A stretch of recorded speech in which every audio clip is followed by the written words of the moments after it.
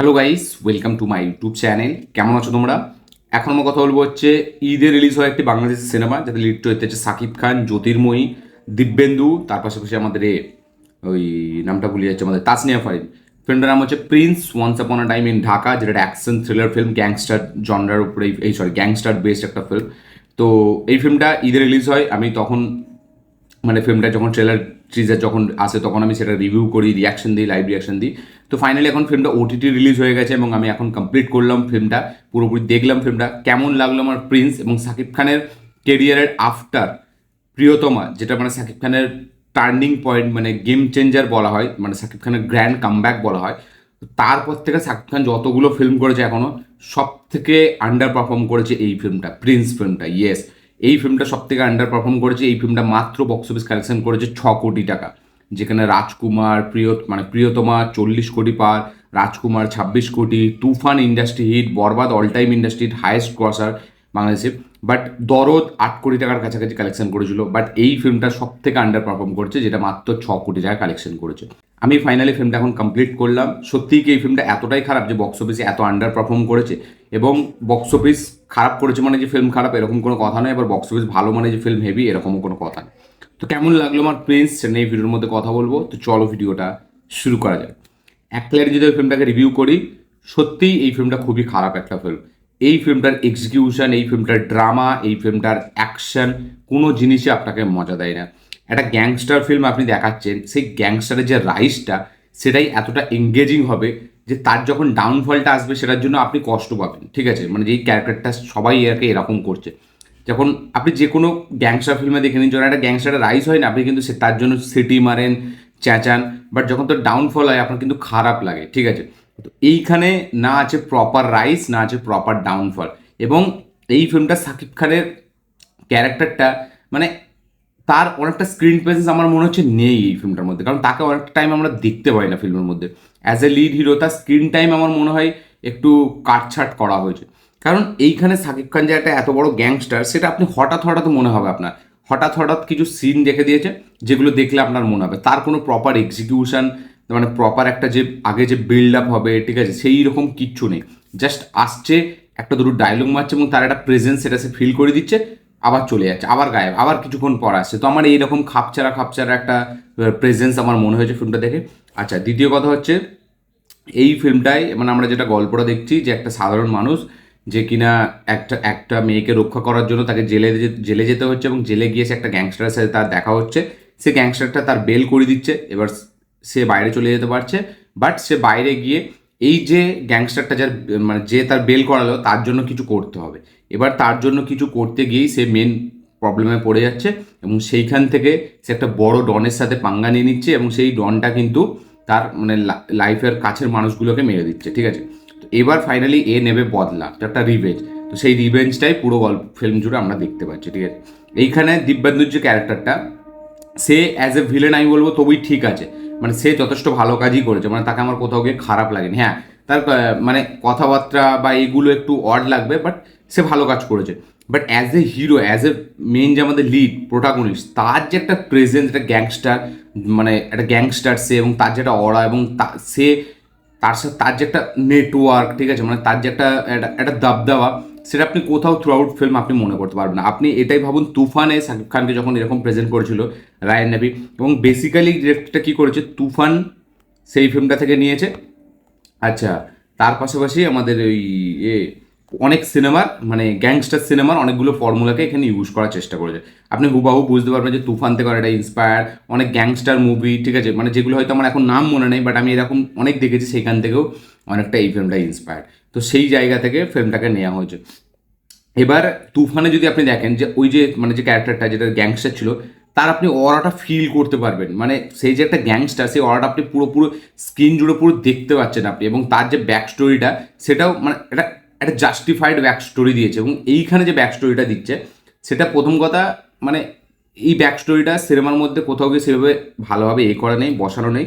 এবং গ্যাংস্টার হওয়ার পর তার যে অরাটা, ঠিক আছে, সেই অরাটাও আপনি কোথাও গিয়ে থ্রু আউট স্ক্রিন প্লে আপনি মানে করতে পারবেন না। এবং এই যে বললাম যে সাকিব খান অনেকটা টাইম জুড়ে স্ক্রিনে নেই, মানে তাকে দেখলে মনে হচ্ছে না। এবং এই যে এরকম একটা বড় গ্যাংস্টার, একটা যে এরকম একটা বড় কাজ করে, তার যে আরও 4-5টা শত্রু হবে সেরকম কিছু নেই, এখানে একটাই শত্রু, তার সে একটা টাইমের পর সিনেমা থেকে গায়েব হয়ে যাচ্ছে, ঠিক আছে।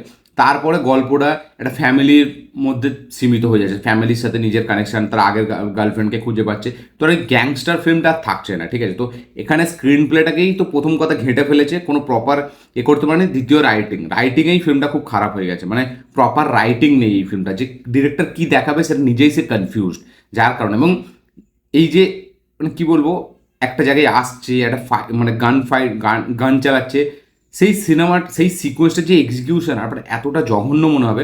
প্রথম কথা, আমাদের বাংলাদেশি সিনেমা ড্রামাতে খুব ভালো ডিল করতে পারে, যখনই তারা অ্যাকশনে চলে আসে তখনই তারা ঘেঁটে ফেলে। আমি আর একটা সিনেমাও দেখেছি, কালকেই দেখেছি, আমি রিভিউ করবো একটু পরে। তো সেইখানেও যখন ড্রামাটা হচ্ছে না, ফিল্মটা বেশ মজা লাগছে আপনাকে। বাট যদিও প্রিন্সের ড্রামাও ওয়ার্ক করে না, বাট যখনই অ্যাকশনে চলে আসছে তখনই ফিল্মটা ঘেঁটে যাচ্ছে, এবং এতটা ক্রিঞ্জ, এতটা হেভি, মানে লো ভিএফএক্স। আপনি এই প্রিন্সের এই অ্যাকশন, যেখানে মেশিন গান চালাচ্ছে, আপনি জাস্ট দেখলে বুঝতে পারবেন। যখন কাউকে গুলি লাগছে, সেই সিকোয়েন্সগুলো এতটা ক্রিঞ্জ, এতটা মানে ক্লিশে মনে হচ্ছে যে পুরো ফিল্মটার যে এফেক্টটা সেটা করে দিচ্ছে। যদিও প্রিন্সের কিছু হেভি কিছু নেই যেটা আপনি খুব ইম্প্যাক্ট করে ফেলবে আপনাকে বা এফেক্ট ফেলবে, বাট এই যে বললাম আরেকটা ফিল্ম দেখেছি, সেই ফিল্মটা কিন্তু যথেষ্ট ভালো একটা ফিল্ম, বাট ওই অ্যাকশন সিকোয়েন্সগুলোই সেইগুলোকে পুরো বেকার করে দিচ্ছে, মানে সিকোয়েন্সের যে ইম্প্যাক্টটা সেটা পুরো বেকার করে দিচ্ছে। প্রিন্সের ড্রামা কোথাও কি ওয়ার্ক করে, প্রিন্সের একটা জিনিস আমাকে ওয়ার্ক করেছে, সেটা হচ্ছে জ্যোতির্ময়ী শাকিব খানের মধ্যে যে কেমিস্ট্রিটা, সেটা দারুণ ওয়ার্ক করেছে। এবং আমি বলবো শাকিব খান লাভ স্টোরি সিনেমাতে কিন্তু দারুণ কাজ করে। মানে আমি এটাও দেখেছিলাম কিছুদিন আগে, প্রিয়তমা, ওদের লাভ স্টোরিটা কিন্তু ভালো ওয়ার্ক করছিল ইদিকা এবং শাকিব খানের মধ্যে। তো শাকিব খানের কিন্তু লাভ স্টোরি রোমান্টিক প্রিয়তমার মতো সিনেমা করা দরকার, কারণ ওইখানে কিন্তু সে ডেফিনেটলি হেভি পারফরমেন্স দেয়। যেমন আমি দরদ এখনও দেখিনি, বাট রিসেন্ট টাইমে যদি রকস্টারের আমি কথা বলি, রকস্টারের যদি পারফরমেন্সটা আপনি দেখেন, তো শাকিব খান এই জনরা মানে একটা চোট খেয়েছে, একটা ভালো লাভার, তো সে এইরকম টাইপের কিন্তু রোল হেভি প্লে করতে পারে।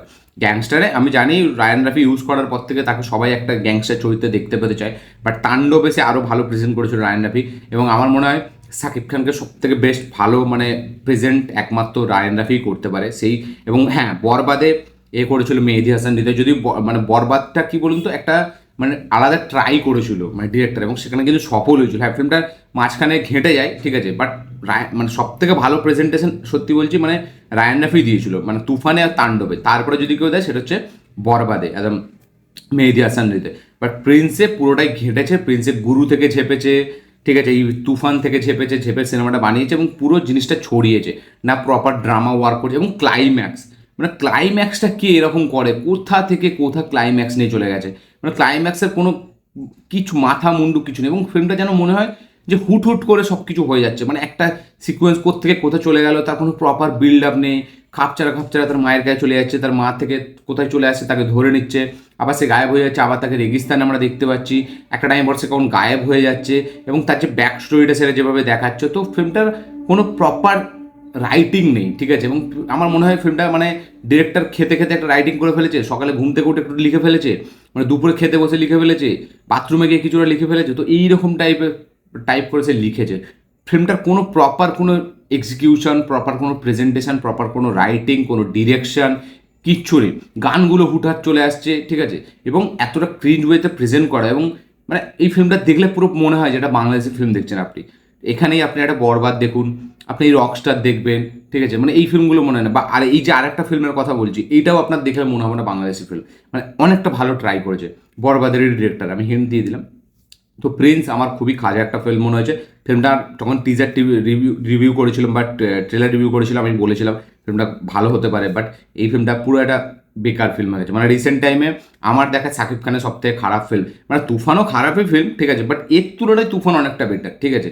বরবাদ এর তুলনায় ফার বেটার আমি বলবো, মানে এইটা প্রিয়তমা সব থেকে বেস্ট আমি বলবো, বাট এইগুলো পুরো বেকার, মানে অনেকটা খাজা একটা ফিল্ম হয়েছে। তো আপনারা দেখুন, দেখে কমেন্ট করবেন আপনাদের কী বক্তব্য, কী মতামত, কী রিয়াকশন।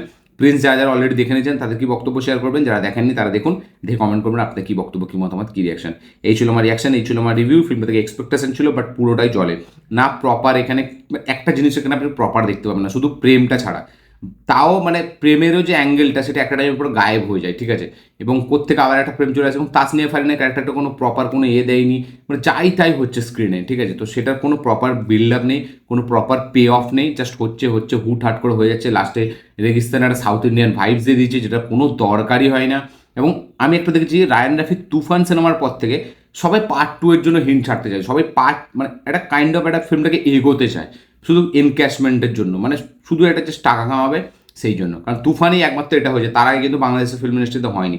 তুফানে যেটা করে দিয়েছে ব্যাস, তারপর থেকে সবাই পার্ট 2 এর জন্য মানে সবাই রাস্তা বানাচ্ছে। তার কোনো প্রপার কোনো রিজন নেই, কোনো এক্সিকিউশন নেই, কোনো বিল্ড আপ নেই, ওয়ার্ল্ড বিল্ডিং কিচ্ছু নেই, জাস্ট পার্ট 2 বানাবো। সেটাই হচ্ছে সব থেকে খারাপ এক্সাম্পল এই সিনেমাটা।